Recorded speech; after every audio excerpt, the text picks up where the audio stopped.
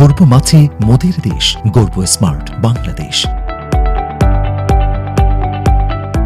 2022-23 অর্থবছর দেশের মোট মৎস্য উৎপাদন ৪৯.15 লক্ষ মেট্রিক টন। হাইস 2022-এর তথ্য মতে মাথাপিছু প্রতিদিন ৬৭.৮০ গ্রাম মাছ গ্রহণ করছে। জিডিপিতে অবদান 2.53%। কৃষিজ জিডিপিতে অবদান 22.26%। মৎস্য খাতে জিডিপির প্রবৃদ্ধি 2.81%। ইলিশ আহরণে বাংলাদেশ বিশ্বে প্রথম। অভ্যন্তরীণ মুক্ত জলাশয়ে মাছ আহরণে দ্বিতীয়। তেলাপিয়া উৎপাদনে চতুর্থ। বৌদ্ধ জলাশয়ে চাষকৃত মাছ উৎপাদনে পঞ্চম। সামুদ্রিক ও উপকূলীয় ক্রাস্টাসিয়া আহরণে বাংলাদেশের অবস্থান বিশ্বে অষ্টম।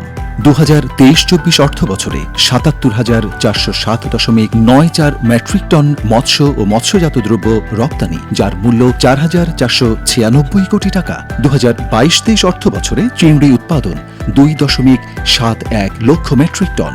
2022-23 অর্থবছরে এসপিএফ বাগদা চিংড়ি উৎপাদন হয়েছে 370 কোটি 65 লক্ষ।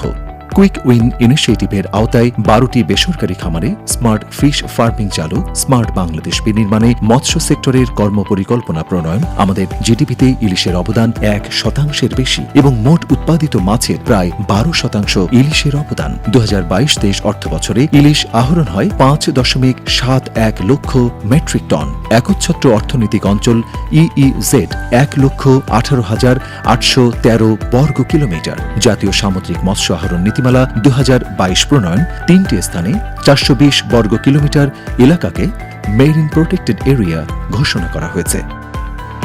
প্রচারে মৎস্য ও প্রাণী সম্পদ তথ্য দপ্তর, মৎস্য ও প্রাণী সম্পদ মন্ত্রণালয়।